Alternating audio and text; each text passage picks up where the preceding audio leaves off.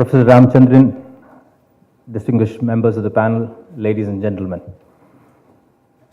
Let me first of all thank Professor Ramchandran for giving me this opportunity to share with you the Synthite story and how we have managed change the last 4-5 years. Synthite Industries was established in the year 1972 by my father. He was the first to venture into the process of production of oils and oleoresins in India.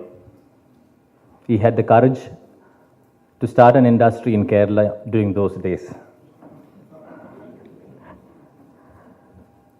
Synthite's main focus is on making natural ingredients for the flavor, food, seasonings, and fragrance industry. Today, as natural products are getting very popular, we also supply a lot of ingredients from the health and wellness industry. We are the largest spice products-based, value-added products-based industry. Today, we command about 30% of the world market. We have also ventured further downstream into flavors, seasonings over the last 5-6 years. We currently have 6 manufacturing units, out of which 1 is in China, and we have sales offices across the globe.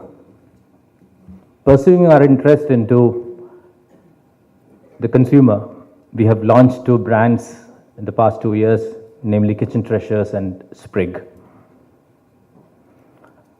Just to give you an insight into what the family's role today in the business, my father is now the chairman of the group, my first cousin George Paul, vice chairman, my older brother Dr. Viju, the managing director, I and my 2 brothers-in-law, Mr. Nayan Philip and Mani Varghese, are directors, so 6 of us form the board. In my family, we are 6 siblings and 12 children, and 4 of them from the 12 are in the business today. So we have slowly moved into the 3rd generation. My experience in 1986, and after finishing my graduation, I very reluctantly joined the business. In fact, when I was telling my dad, he's 84 now, I was telling him I was coming for this program, he recounted the reluctance that I showed in joining the business then. So it was pretty interesting. So I joined the business in 87. Then my dad had 2 of his nephews, both my brother-in-laws and my brother, in the business already. It was a small business, so that's one reason why I felt I would be one too many in the business at that time. And as it may, we had some early challenges in the family. One of the nephews left the organization. So very early in my business or in my career, I had to experience what could normally happen in a family business.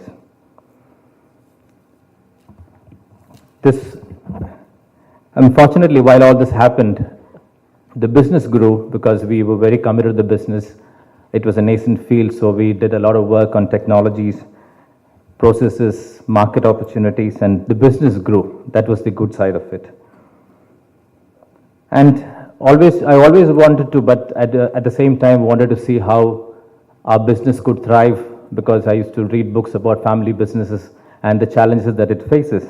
So we wanted to make sure that our family and our business thrives. So of course, as the business grew, we also had the challenges to keep the harmony, and like the earlier sessions we talked about, the interest someone is pursuing, it's not always possible to get consensus among the family. So it was always a challenge to keep the harmony between the 6 of us. In 1996, I had the opportunity to listen to the then head of Murugappa Group on family business, and some of the insights about the governances that they have and the strong values and principles that they practice, which helped them actually take the business into the 4th generation, was really an excitement for me.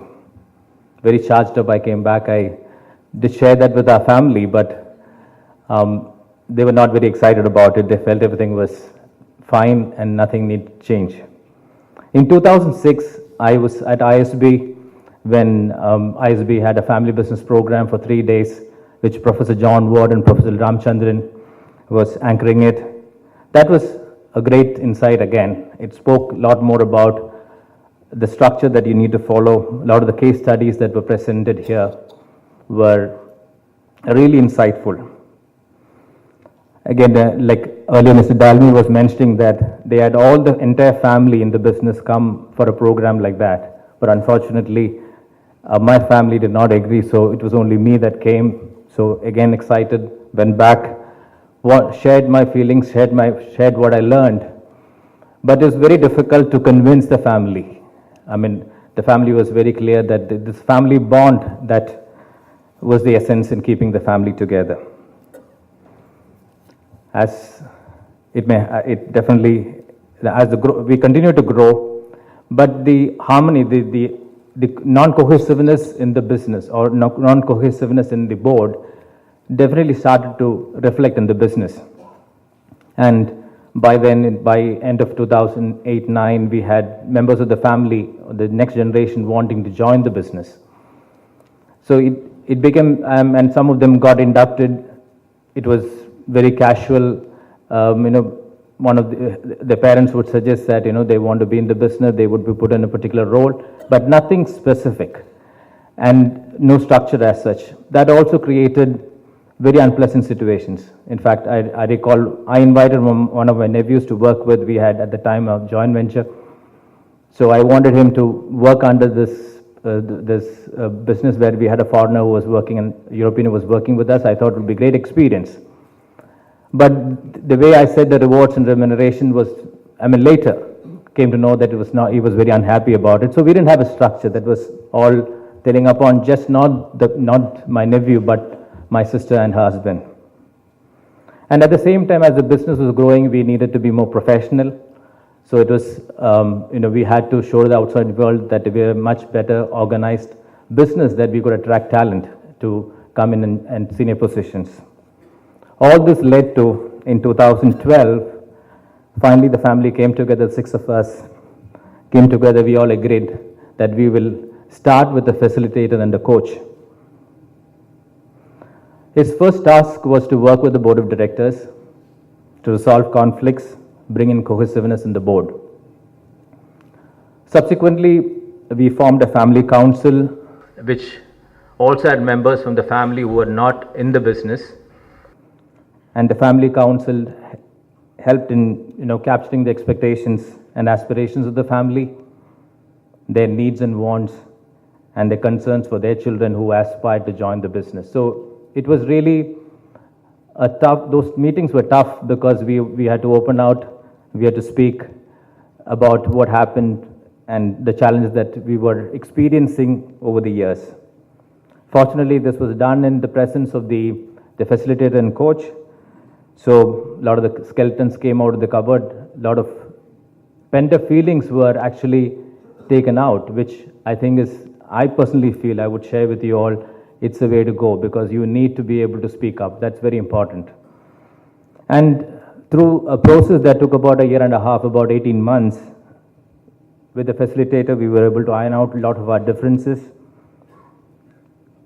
So these transparent communications among the family members and the non-family, non-business family members was very useful. We nominated a non-business family member to head the family council. Today he, as the leader of the family, is the mediator and counselor. The facilitator and coach who was with us also had discussions with the third generation to understand their aspirations and expectations. And the outcome is what we call the Blue Book, which is an ongoing document prepared. The aim of the book was to record the agreements of the family to govern the current and future expectations of the family members, especially with regard to running of the business without conflicts. The book records values, policies, and guidelines governing the family members. The entry-level policies for the next generation. We have two forms of entry. One is direct entry through a training program or through a lateral entry program where a person with a relevant experience is matched with a professional whom we would otherwise hire.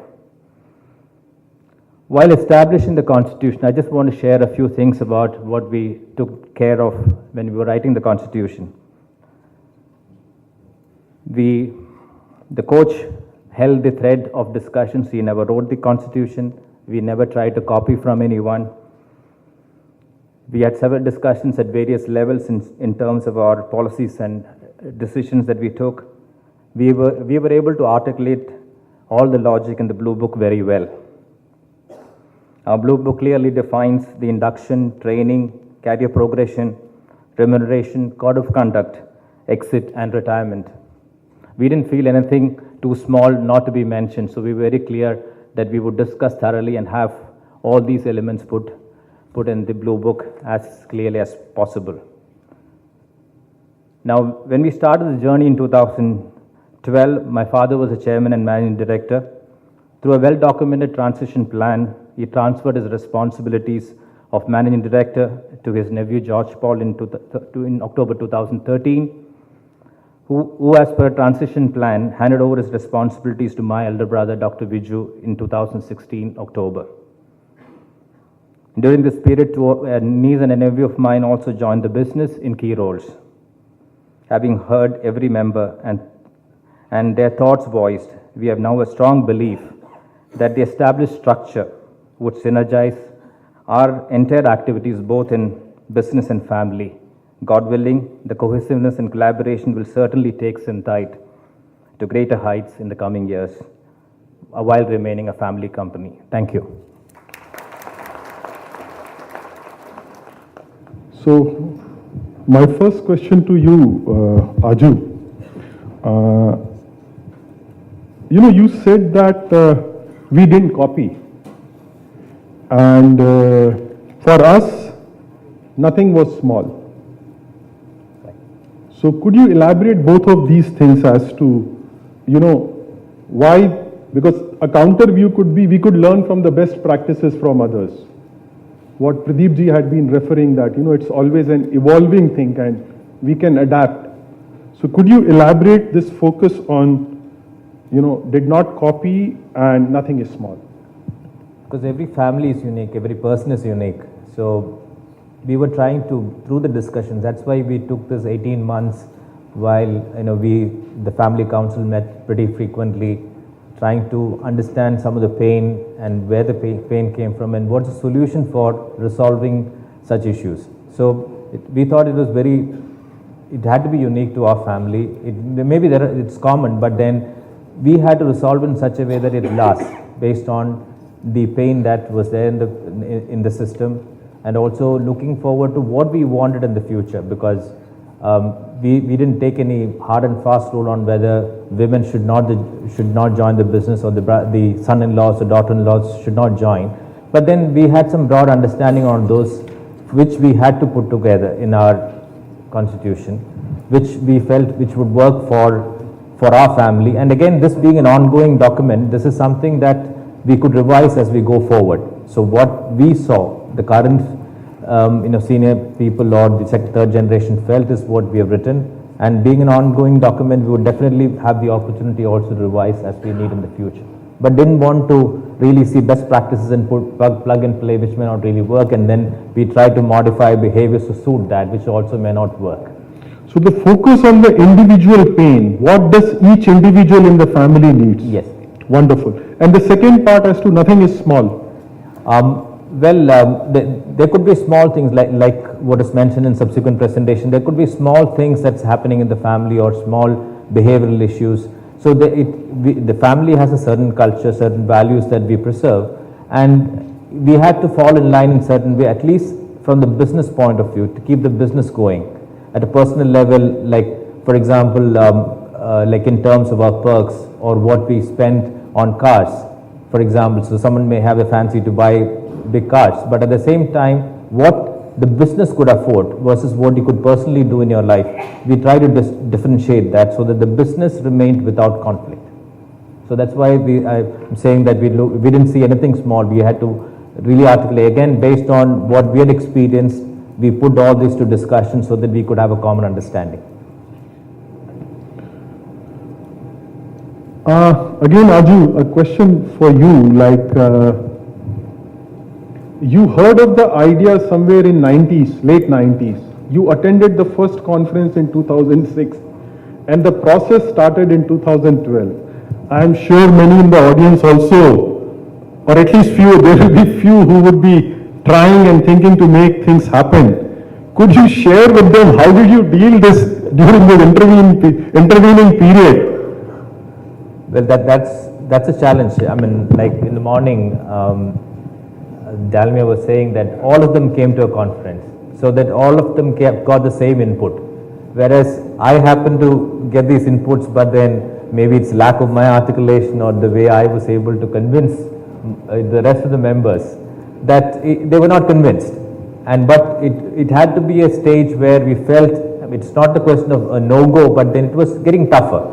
That's when the realization came, because things were good, the business was going good. Probably that's the reason why no one felt the need. Why preempt something is what they thought. And maybe a lot of unpleasant things would come up when a discussion, and when you put policies and procedures, things would not be the way it used to be. So maybe there was apprehension about that. So once you put policy and procedures, everyone has to follow it. And when you're not comfortable about that, and you felt everything was fine today, there's no need for change. But the fact that systems had been in place eventually came about in 2012. Probably, I mean, so what my suggestion is, such programs the entire family should attend so that you get an insight, or everyone gets to hear the same thing. You might assimilate in different manner, but at least you will get to hear the same thing. And can you identify a couple of things which made them change their position? Well, the biggest challenge was when the third generation came in, and where they were being drafted in is where we saw a lot of problem. That's when the other because my sisters were not directly involved in the business, their children came in the business. That's when they started getting involved.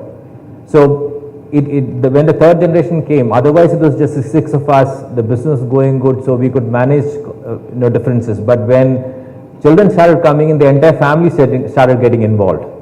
And so, of course, we had some mechanism. We had a family, there's a foundation in my dad's name. So the women in the family were part of managing foundation. That way they formally met once in 2 weeks. So there was a certain amount of harmony, but this was creating a problem. Maybe the children were going back and talking about things not being so good and rosy. So those are the things that really pushed. Pain became significant. That also contributed. Absolutely. Okay. Okay, next question is, Aju, for you. How to manage challenges within family structure and business front of somebody within family turning to be a competitor in business? So maybe you don't have experience of this. No, you have. Yes. And Pradeep ji, post this split, if this is relevant, you could also give in your views. It's very unfortunate that, as I mentioned in my talk, it's one of my dad's nephews who left the company. He's got something that's right opposite, actually. So we deal with it every day. So, but then as family for a long time, of course, we as family, we maintained our social, socially we were meeting, but on a business front, of course, we were competing, and we still continue to do that. And we have to live with it because we don't see any choice of things falling back or things coming back together. So we have to live with it like any other competition. But as family, we still maintain certain amount of social contact. This question is for Aju, for you. Is it better to have a coach from the organization or from outside the family? Or a family member can even turn coach? When we started the process, definitely we needed help from outside. So our first, the person who facilitated and coached was from the outside, a professional.